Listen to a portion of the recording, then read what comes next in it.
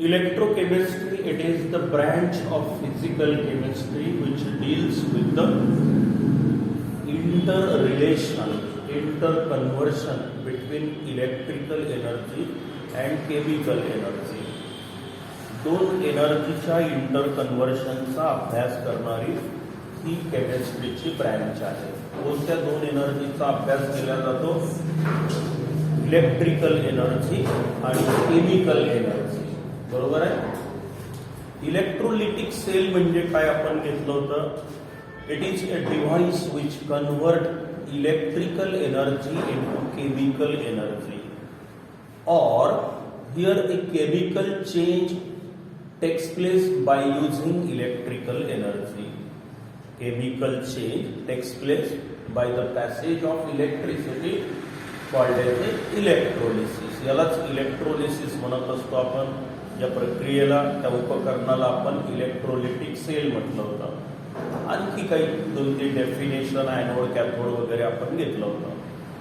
त्यानंतर आपण sodium क्लोराईडचं, फ्युज्ड sodium क्लोराईडचं electrolysis करून दाखवलं. बरोबर. आणि काय दिसून आलं होतं आपल्याला तिथे? आता पहा, इलेक्ट्रोलिटिक सेल कसा असतो? It consist A beaker containing fused sodium chloride. फ्युज्ड म्हणजे वितळलेलं, म्हणजे तिथे आता Na+ आणि Cl- आयॉन यामध्ये असतील. 2 carbon rod, graphite rods are inserted in it called as the electrode, and they are connected to the positive and negative terminal of the storage battery. This is positive electrode, this is negative electrode. This is also called as the anode. Anode is that electrode where oxidation takes place, and cathode is that electrode where reduction takes place. बरोबर. आता working मध्ये काय सांगितलं होतं आपण?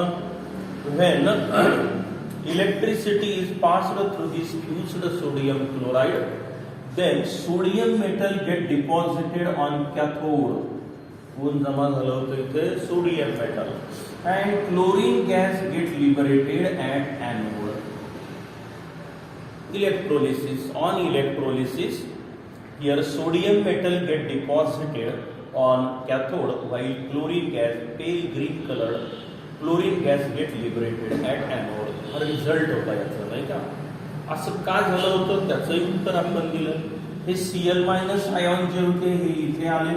मग इकडे आल्यानंतर काय झालं? This twice Cl- acquires, it donate the electron to the electrode. Loss of electron म्हणजे कोण? ऑक्सिडेशन. म्हणजे काय झालं? हे Cl- सगळे आयॉन इथे आले, याला इलेक्ट्रॉन देऊन टाकले आणि क्लोरीन हा तयार झाला. क्लोरीन निघून चालला. इथे बबल्स दिसतील तुम्हाला तिथे डोळ्याने. नंतर काय होईल? आता ही इलेक्ट्रॉन जे आहेत हे एनोड करून इकडे येते, कारण येतील इलेक्ट्रॉन निगेटिव्ह चार्ज जवळ आले, पोटेन्शियल वाढतं. पोटेन्शियल वाढलं की इलेक्ट्रॉनचा फ्लो होतो from high potential to low potential, म्हणून इलेक्ट्रॉन इकडे आले. आता इकडे आल्यावर काय झालं की या द्रावणातले जे Na+ आयॉन असतील हे पॉझिटिव्ह आयॉन, निगेटिव्ह इलेक्ट्रोड आले आता इथे. मग इथे काय होतील? This twice Na+ ion acquires, it accepts that 2 electron which come through the external wire, external circuit, and form the sodium. Addition of electron is nothing but reduction. Net reaction, overall reaction काय होईल? Electron cancel करा. Net reaction मध्ये electron कधीच दिसणार नाही, कारण जेवढे electron oxidation मध्ये बाहेर पडतात तेवढेच रिडक्शन मध्ये घेतल्या जातील, आणि म्हणून या नेट रिएक्शन मध्ये इलेक्ट्रॉन दिसणार नाही. दिसायलाच नको, अदरवाईज तुमचं काहीतरी चुकलं. रिएक्शनच अशा पद्धतीने लिहायच्या की जिथे इलेक्ट्रॉन म्हणजे बॅलन्सच करायचे आपण, की जिथे इलेक्ट्रॉन टोटल रिएक्शन मध्ये दिसणार नाही. आता ही रिएक्शनला मी नाव दिलं होतं कोणते? Non spontaneous oxidation reduction. Non spontaneous विशेषण कोणतं लावलं? त्या आपोआप घडून आल्या का उत्स्फूर्तपणे? नाही. त्याच्यासाठी कोण खर्च केला? आपण इलेक्ट्रिसिटी खर्च केली. म्हणजेच इलेक्ट्रिकलचं रूपांतर कशात झालं, केमिकल एनर्जी मध्ये झालं. Or a chemical change takes place by the passage of electricity. हे झालं इलेक्ट्रोलिटिक सेल आणि इलेक्ट्रोलिसिस. रिझल्ट काय आला याचा, on electrolysis chlorine gas get liberated at anode and molten sodium get deposited on the cathode. हा झाला result. बरोबर आहे. आता यावर्षी त्यांनी आणखी एक ऍडिशन केली यामध्ये की जर आता मी या फ्युज्ड सोडियम क्लोराईडच्या ऐवजी जर ॲक्वाइज सोडियम क्लोराईड घेतलं तर काय, if a fused sodium chloride is replaced by aqueous sodium chloride then what happen. आता त्या रिॲक्शन पण विचारल्या जाऊ शकतात. काय होतं बघूया आपण आता. चालेल.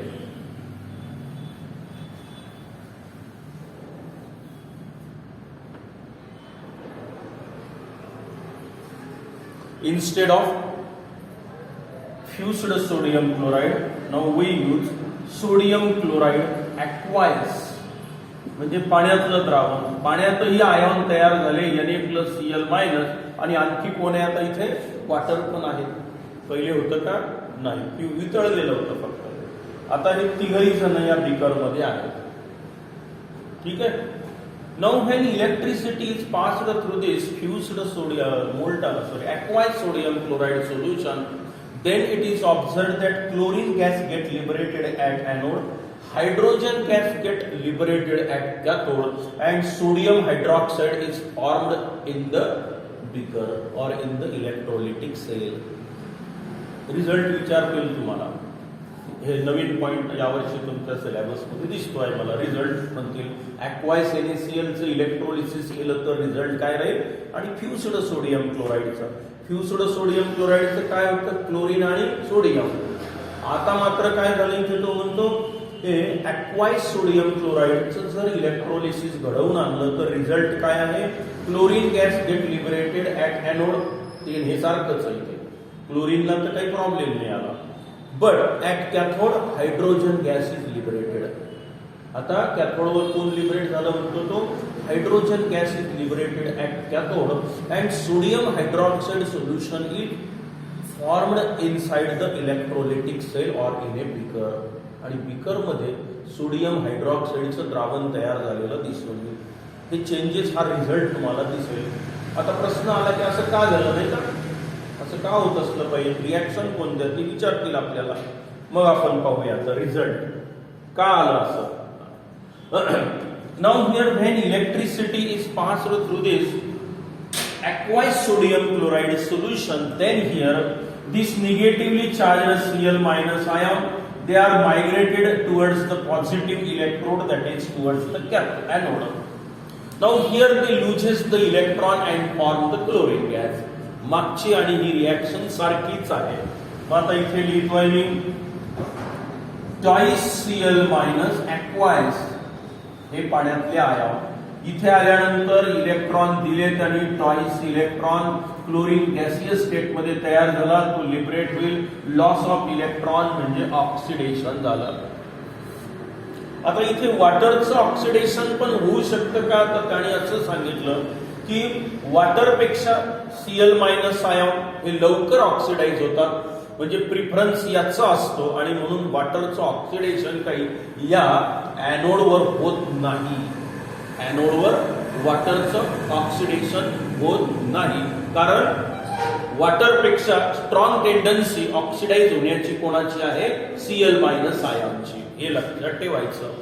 Tendency of Cl- ion to undergo oxidation is greater than water, and hence here only oxidation of Cl- ion takes place. ते रिॲक्शन द्यायची गरज नाही. हे झालं ऑक्सिडेशन. मग पुन्हा इथे तसंच आहे. हा पार्ट तर सारखाच आहे मागचा आणि हा. आता हे इलेक्ट्रॉन पुन्हा इकडून इकडे आले. आता इथे दोन शक्यता आहेत. कोणत्या कोणत्या, हा Na+ आयॉन आहे, हा चालला इकडे कोणाकडे, निगेटिव्ह इलेक्ट्रोडकडे. काय होईल पहा बरं आता.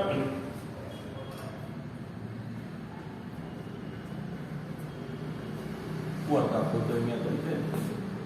हे Na+ आयॉन जे आहेत, twice Na+ ion plus 2 electron, हे इलेक्ट्रॉन आलेले. It gives twice sodium solid. हे व्हायला पाहिजे होतं, जे अगोदर झालं. आणि त्यानंतर आता इथे वॉटर आलेलं आहे, तेव्हा वॉटर नव्हतं. आता वॉटर आल्यामुळे काय होतं, twice water liquid plus 2 electron, it gives hydrogen gas plus twice OH minus ion.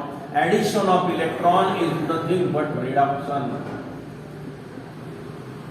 Reaction balance आहे. पहा, 2 इलेक्ट्रॉन वॉटरनं घेतले. आता याच्यात वॉटर आहे, हे आलेले हे इलेक्ट्रॉन वॉटर घेऊन राहिले, याच्या आजूबाजूला रॉडच्या आजूबाजूला वॉटर आहे. मग आता हे वॉटरनं जर घेतलं तर त्यातला हायड्रोजन लिबरेट झाला, हा गॅसियस स्टेट मध्ये H2. 4 पैकी 2 हायड्रोजन इथे, 2 हायड्रोजन 2 ऑक्सिजन, 2 हायड्रोजन 2 ऑक्सिजन म्हणजे OH 2. आणि हे जे 2 इलेक्ट्रॉन आहेत यांनी घेतल्यामुळे टॉईस OH मायनस, 2 मायनस इकडे 2 मायनस इकडे, बॅलन्स रिएक्शन. हे झालं वॉटरचं रिडक्शन. काय झालं, वॉटरचं रिडक्शन. म्हणजे आता हे व्हायला पाहिजे, हे व्हायला पाहिजे. ऍक्च्युअली या दोघांमध्ये लागते कॉम्पिटिशन, आता कोणाचं रिडक्शन होईल. आणि त्याच्यामध्ये असं दिसून आलं तर reduction of the tendency to undergo reduction of water is greater than the Na plus ion and hence this reaction do not takes place. का झालं असं, कारण Na प्लस आयन पेक्षा वॉटरचं रिडक्शन होण्याची टेंडन्सी जास्त आहे. आलेला इलेक्ट्रॉन Na प्लसला भेटूच देत नाही, वॉटरच घेऊन टाकतो. म्हणजे आता होईल का रिडक्शन Na प्लस आयनचं, ही रिएक्शन होत नाही तिथे. कारण याच्यापेक्षा याला स्ट्रॉंग टेंडन्सी आहे रिडक्शन होण्याची, म्हणून दोन्ही इलेक्ट्रॉन वॉटरनं घेतले. आता कोण तयार झालं, तिथे हायड्रोजन तयार झाला. मग याने ही रिएक्शन होतच नाही. मग आता इथे कोण बाहेर पडेल, हायड्रोजन गॅस. इथे कोण बाहेर पडून राहिलं, क्लोरीन गॅस. मग आता ही रिएक्शन होत नाही, ही झाली रिडक्शन, हे झालं ऑक्सिडेशन. करा दोघांची बेरीज म्हणजे आपल्याला नेट रिएक्शन मिळेल. काय मिळेल नेट रिएक्शन, पहा बरं. आता ऑक्सिडेशन रिडक्शनची बेरीज करा, इथे लिहितो मी. हे ऑक्सिडेशन, ही रिडक्शन म्हणजे twice Cl minus ion acquires plus twice water H2O liquid. Electron electron दोन्ही बाजूचे कॅन्सल करा. हा क्लोरीन गॅस कुठे चाललेला आहे, एनोडवर जमा होतोय किंवा बाहेर पडतोय. आणि हा हायड्रोजन गॅस कुठे, कॅथोडवर आहे. Balance reaction. आणि आता कोण, टॉईस OH मायनस आयन. हे लिहावे लागतील ना. हे द्रावणात तयार झाले, हे twice OH. Hydrogen gaseous state मध्ये निघून गेला, पण आपल्या द्रावणात कोण शिल्लक आहे, तिथे OH मायनस आयन शिल्लक आहेत, नाही का. आता द्रावणात Na प्लस आयन पण येते, हे Na प्लस, हे झालंच नाही, हे रिडक्शन झालं नाही. म्हणजे आपल्या द्रावणामध्ये Na प्लस आयन जसेच्या तसे आहे. हे Na प्लस तयार झालेले OH मायनस आयन आता काय होईल पहा बरोबर. हे twice Na plus plus twice OH minus ion, it gives twice NaOH. 2 plus 2 minus sodium hydroxide. म्हणजे कोण तयार झाला आपल्या द्रावणात, हा सोडियम हायड्रॉक्साईड इज फॉर्म्ड. मग आता रिझल्ट आला की नाही पहा बरोबर आपला. असं का झालं या प्रश्नाचं उत्तर तुम्हाला मिळालं. हे सगळ्या रिॲक्शन्स विचारल्या जातात. थोडं इंटरेस्टिंग प्रकरण आहे पहा, पण डोकं कॉन्शियस मध्ये ठेवावं लागतं. खूप छान रिझल्ट आहे, आउटपुट खूप चांगले आहे या प्रकरणाचे. खूप साऱ्या गोष्टी इलेक्ट्रोकेमिस्ट्रीवर आधारित आहेत, बऱ्याचशा इंडस्ट्री इलेक्ट्रोकेमिस्ट्रीवर आधारित आहे. तर ते सांगतोच मी तुम्हाला. आता रिझल्ट काय झाला तुमच्या लक्षात आलं. ॲक्वायस NaCl असेल तर मग आपण सांगितलं on electrolysis chlorine gas get liberated at anode, hydrogen gas get liberated at cathode and sodium hydroxide is formed in the electrolytic cell. झाला हा प्रकार, काही अडचण. आता आपण सगळ्यात महत्वाचं की या इलेक्ट्रोलिसिस मध्ये किती इलेक्ट्रिसिटी पाठवली, म्हणजे किती पदार्थ जमा होईल इथे, किती पदार्थ लिबरेट होईल हे काढता येतं. पुन्हा पहा, हे यावरच प्रश्न असतात 99%. एक तर ते फॅरेडेज लॉनी काढता येतात, पण आता त्यांनी ते फॅरेडेज लॉ उचलले, काढून टाकले आणि त्याच्याऐवजी नवीन मेथड दिलेले आहेत तुमच्या बुकमध्ये. अगोदर आम्ही फॅरेडेज फर्स्ट लॉ सेकंड लॉनी शिकवायचो, आता सिलेबस बदलला, संदर्भ बदलला, आम्ही पण बदलतो. तुमच्यासाठी तर सगळंच नवीन आहे की. मागचं काही नाही, काय तुमच्यासाठी माझ्यासाठी आता हे नवीनच आहे. हरकत नाही तर फॅरेडेज फर्स्ट लॉ सेकंड लॉनी पण उत्तर देता येतं, किंवा आता ह्या नवीन पद्धती पण मी तुमच्यासोबत डिस्कस करणार आहे. काय करणार आहे आपण आता याच्यात, इथून किती इलेक्ट्रिसिटी पाठवली म्हणजे किती पदार्थ, किती क्लोरीन लिबरेट होईल, किती सोडियम जमा होईल, किती हायड्रोजन बाहेर जाईल, याचं काढता येतं आपल्याला. बरोबर आहे. क्वांटिटेटिव्ह रिलेशनशिप आपल्याला मिळवायची आता, की मी जर 100 कुलम इलेक्ट्रिसिटी पाठवली तर किती सोडियम जमा होईल, आहे की नाही. गोल्ड क्लोराईड असेल पाठवलं, किती गोल्ड जमा होईल, किती इलेक्ट्रिसिटी पाठवली म्हणजे किती पदार्थ जमा होतो. मी इलेक्ट्रिसिटी पाठवली म्हणजे काय पाठवलं. मग आता हे सगळे संदर्भ छोटे छोटे पॉईंट आहे, चांगले समजावून घ्या. आयुष्यभर जोपर्यंत सायन्स शिकून घ्यायचं आहे तुम्हाला, विशेषतः फिजिक्स केमिस्ट्री, तोपर्यंत तुम्हाला हे उपयुक्त राहील आणि हे कन्सेप्ट कधीच विसरू नका. मग आपण आता काही छोट्या छोट्या टर्म्सकडे जाऊया आणि मग त्या क्वांटिटेटिव्ह आस्पेक्टकडे जाऊया. किती इलेक्ट्रिसिटी पास केली की किती पदार्थ जमा होतो, लिबरेट होतो, कंझ्युम होतो, सगळंच काढता येतं आपल्याला. चालेल. मग आता याच्यासाठी मी काही टर्म्स तुम्हाला सांगतो आहे, त्या समजून घेऊया आणि नंतर मग त्या क्वांटिटेटिव्ह ऍस्पेक्टकडे जाऊया आपण. Quantitative aspect of electrolysis. त्याच्या अगोदर पहा, इलेक्ट्रिसिटीची एक सिंपल डेफिनेशन आपण काय करतो. Electricity, it is simply the flow of electron. Flow of electron is called as the electricity. नाही का. वायर मधून जेव्हा इलेक्ट्रिसिटी फ्लो होते तेव्हा म्हणजेच काय होतं, इलेक्ट्रॉन फक्त हाय पोटेन्शियल टू लो पोटेन्शियलचा फ्लो असतो. जसा पाण्याचा प्रवाह असतो तसा इलेक्ट्रॉनचा फ्लो त्या वायर मधून असतो थोडक्यात. बरोबर आहे. यालाच आपण इलेक्ट्रिसिटी असं म्हणतो. ठीक आहे. आता एका इलेक्ट्रॉनवर किती चार्ज असतो हे तुम्हाला माहिती आहे. 11वीत सांगितलं होतं मी, आठवेल तुम्हाला. Electron, it is a negatively charge material particle. The charge present on the electron is 1.602 into 10 to the power -19 coulomb. अजूनही पुढे 2-3 आकडे आहेत समोर, पण गरज नाही, एवढेच घेतले मी, 3 डिजिट घेतले. एका माहिती असलेला सगळ्यात लहान चार्ज जर कोणता असेल तर तो हा आहे, 1.602 into 10 to the power -19 coulomb. याला आपण युनिट निगेटिव्ह चार्ज म्हटलेला आहे. एक निगेटिव्ह चार्ज की जो एका इलेक्ट्रॉनवर प्रेझेंट असतो. चालेल. आता मी काय केलं, 1 मोल इलेक्ट्रॉन घेतले. 1 मोल म्हणजे किती, ॲव्होगाड्रोज नंबर एवढे. नंबरही तुम्हाला आठवत असेल. मग ॲव्होगाड्रोज number 6.022 into 10 to the power 23 हा नंबर आहे. 1 मोल इलेक्ट्रॉन म्हणजे एवढे इलेक्ट्रॉन. बरोबर आहे. 1 मोल ॲटम म्हणजे एवढे ॲटम. मग याला 1 मोल म्हणतो आपण. हा आहे ॲव्होगाड्रोज नंबर. मग आता एका इलेक्ट्रॉनवर एवढा चार्ज, एवढ्या इलेक्ट्रॉनवर किती चार्ज होईल. बरोबर आहे. एका इलेक्ट्रॉनवर चार्ज किती आहे, 1.602 into 10 to the power -19 coulomb.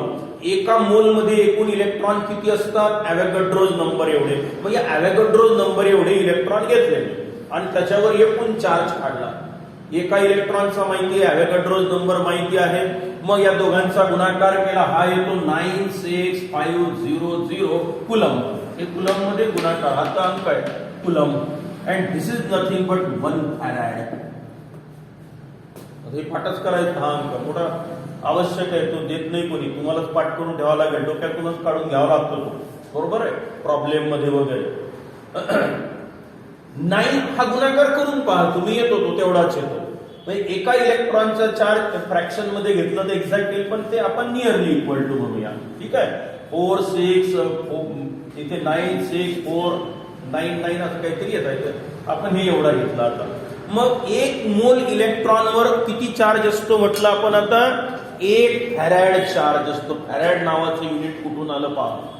मग 1 फॅरॅड म्हटलं की तुमच्या डोक्यात काय येईल आता, it is the charge present on 1 mole of electron. काही बिघडलं, पुन्हा पहा, हे चांगले कोणकाट बांधून ठेवा.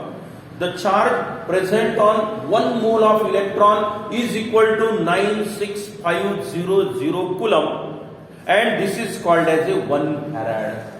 मग फॅरॅड हे चार्ज मोजण्याचं एक युनिट झालं. बरोबर आहे. तुम्हाला कुलम माहिती आहे. कुलम हे पण चार्ज मोजण्याचं एक युनिट आहे. पण एक नवीन युनिट मी तुम्हाला आता सांगितलं, काही बिघडलं का? 1 फॅरॅड, 2 फॅरॅड, 3 फॅरॅड. 1 फॅरॅड म्हणजे किती? It is the amount of the charge present on 1 mole of electron called as a 1 farad. And in coulomb the value of 1 farad is 96500 coulomb. ठीक आहे. आता कुलम म्हणजे काय? मग कुलम ही physics मधली जी definition आहे ती आपण जशीच्या तशी वापरूया. Coulomb is nothing but quantity of electricity. Quantity of electricity when 1 ampere current is passed through a particular point for 1 second. Time is second. बघा आता हा एक फॉर्म्युलाच तयार केला आहे. कुलम म्हणजे काय आहे? It is the current in ampere multiplied by time in second. फिजिक्सनं सांगितलं, केमिस्ट्री पण तेच सांगणार तुम्हाला की 1 कुलम म्हणजे किती. आता पहा बरं, 1 कुलम म्हणजे काय? मग 1 एम्पियर करंट मी 1 सेकंद एखाद्या विशिष्ट पॉइंट मधून पाठवला. फ्लो ऑफ इलेक्ट्रॉन म्हणजे इलेक्ट्रिसिटी आहे. मग एका पॉइंट मधून जेव्हा 1 एम्पियर करंट 1 सेकंद पाठवला तर एकूण चार्ज समोर जेवढा काही गेला असेल, असतील इलेक्ट्रॉन तिथे, जे काही इलेक्ट्रॉन गेले, जो चार्ज निघून गेला समोर त्या पॉइंट मधून, तो किती असेल? आता 1 कुलम असेल. 1 कुलमची पण डेफिनेशन लक्षात आली का? पहा बरं. It is the quantity of the charge when 1 ampere current is passed through a particular point for 1 second called as a coulomb. ज्याला आपण कुलम म्हणूया. म्हणजे थोडक्यात कुलम हे पण चार्ज मोजण्याचं युनिट आहे. क्वांटिटी ऑफ इलेक्ट्रिसिटी मोजण्याचे 2 युनिट तुम्हाला माहिती झाले. आता हे इलेक्ट्रिसिटीची तुलना जी असते ही आपण वॉटर सोबत करत असतो. की आता समजा आपल्याला रोज वापरायला पाणी लागतं आहे, मग आपण काय करतो? ते नळ एकदाच येतात, 2-2 दिवसातून, 3-3 दिवसातून. नशिबवान असलं तर रोज येतात. पण तेवढं नशिबवान कोणी नसतं आणि एखाद्या एरियात सांगता येत नाही. मग आपण काय करतो? त्या नळाच्या भरोशावर नाही बसत. नळ आली की आपली टाकी भरून घेतो. Quantity 1000 litre. तसं इलेक्ट्रिसिटी मोजायची आहे. माझ्याकडे स्टॉक आहे इलेक्ट्रिसिटीचा 25 फॅरॅड. म्हणजे माझ्याकडे ते 1 फॅरॅड म्हणजे अवॅगोड्रो नंबर एवढे इलेक्ट्रॉन, त्याला गुणिला 25 करा, म्हणजे तेवढे इलेक्ट्रॉन आहेत तिथे. ते तुमचा स्टॉक झाला. तो कशात मोजला तुम्ही? तो मोजला कुलम मध्ये. थोडक्यात क्वांटिटी ऑफ इलेक्ट्रिसिटी याला कुलम म्हणतो आपण. मग आता तुम्हाला जसं पाण्याची टाकी आहे, खाली नळ लावलेला आहे, आपण म्हणते एकदम नळ सुरू केल्यावर सगळ्याच्या सगळं पाणी येतं का? नाही. मग काय होतं की आपण काय करतो? नळ सुरू करतो, 1 मिनिट लावतो, बकेट भरतो, हा 10 लिटर पाणी बाहेर आलं. ते करंट इन एम्पियर असा काहीसा प्रकार आहे. म्हणजे आपण जो तार लावलेला आहे आता त्यातून खाली घ्यायला, तसंच काहीसा ते प्रकार असतो. तो झाला तुमचा करंट. एम्पियरिंग ज्याला म्हणतो आपण करंट. एका विशिष्ट पॉइंट मधून किती करंट किती टाइम पाठवला, म्हणजे किती इलेक्ट्रिसिटी खाली आली, असं काहीसा तो पाण्यासोबत आले. म्हणजे त्याची अॅनॉलॉजी असते. आता पुन्हा तिसरं युनिट आहे पहा. आता तुम्हाला क्वांटिटी ऑफ इलेक्ट्रिसिटी समजलं. त्या पाईप मधून, त्या तारेमधून जे वाहत आहे हळूहळू इलेक्ट्रिसिटी, ती कशात मोजतो आपण? मग करंट इन एम्पियर मध्ये. मग current in ampere multiply by time in second. 5 ampere current 5 second pass करा, 25 कुलम गेले पुढे, नाही का? 5 एम्पियर करंट 5 सेकंद पाठवला म्हणजे किती कुलम? 25 कुलम इलेक्ट्रिसिटी समोर गेली. बरोबर आहे की नाही? हा असा क्रायटेरिया. आता एक तिसरं युनिट असतं पुन्हा, ते म्हणजे व्होल्टेज. इलेक्ट्रिसिटीला पहा, कुलम पण आहे, फॅरॅड पण तुम्हाला समजलं, करंट इन एम्पियर पण समजला. आता की त्या पाईप मधून जसं पाणी एका ठराविक वेगानं येऊन राहिलं तसं तुमच्या तारेतून करंट चाललेला आहे, तो एम्पियर मध्ये मोजणार. फ्लो ऑफ इलेक्ट्रिसिटी त्यात मोजली. आता तिसरे व्होल्ट नावाचं असतं, व्होल्टेज. बिजली का दबाव 440 व्होल्ट असं लिहिलेलं असतं. आता हे व्होल्टेज काय? प्रेशर म्हणतो आपण याला. प्रेशर मोजण्याचं, इलेक्ट्रिकल प्रेशर मोजण्याचं युनिट व्होल्टेज आहे. हे कशाला पाहिजे? पाण्याची टाकी आहे आपली इथे. आता या मजल्यावर इथे टाकी आहे आणि आपोआप खाली येतं सायफनच्या प्रिन्सिपल नुसार. नळ सुरू केला. आता हे आहे दुसऱ्या मजल्यावर, मला 5व्या मजल्यावरची आग विझवायची, इथून पाईप धरला, जाऊ द्या, जाईल का? जाईल 5व्या मजल्यावर पाणी. का बरं? आणि मोटर लावली, प्रेशर वाढवलं तर बस एक्झॅक्टली त्या व्होल्टेजचं तसं आहे. आपण बऱ्याच वेळा बोलतो काय लाईन डिम झाली, व्होल्टेज कमी झालं, बहुतेक कमी झालं म्हणजे काय, तिकून प्रेशर येऊन नाही राहिले इलेक्ट्रॉन आपल्या घरापर्यंत म्हणून डिम झाले. म्हणजे ते पाठवायला एक विशिष्ट प्रकारचं प्रेशर लागेल तुम्हाला, मग ते प्रेशर म्हणजे व्होल्टेज असतं. मग अशी अॅनॉलॉजी वॉटर सोबत केल्या जाते पाहायला इलेक्ट्रिकल युनिटची. आता याचा विचार तुम्ही कधी केला नसेल, पण आज आता नक्कीच करा की हे असे काहीशे प्रकार असतात. मग हे असे 3 युनिट आहेत. मग तुम्हाला क्वांटिटी ऑफ इलेक्ट्रिसिटी माहिती झाली, करंट इन अँपियर माहिती झाला, व्होल्टेजचं काम पडलं तर सांगेल येईल समोर किती व्होल्ट आहे. व्होल्ट म्हणजे हे काय झालं आता, ते पोटेन्शियलचं प्रेशर मोजण्याचं युनिट असलं पाहिजे, म्हणून तिथे लिहिलेलं असतं इलेक्ट्रिकल प्रेशर. ठीक आहे, व्होल्टेजमध्ये मोजतो पोटेन्शियल नाही. तर आता 1 फॅरेड माहिती झालं तुम्हाला, त्याच्यानंतर क्वांटिटी ऑफ इलेक्ट्रिसिटी माहिती झाली, एका इलेक्ट्रॉनवर किती चार्ज असतो तेही तुम्हाला माहिती झालेलं आहे. आणि हा एक जो फॉर्म्युला आहे, आता याचंही आपल्याला काम पडणार आहे. आता हे इथपर्यंत काही अडचण आहे का पाहावर तुम्हाला.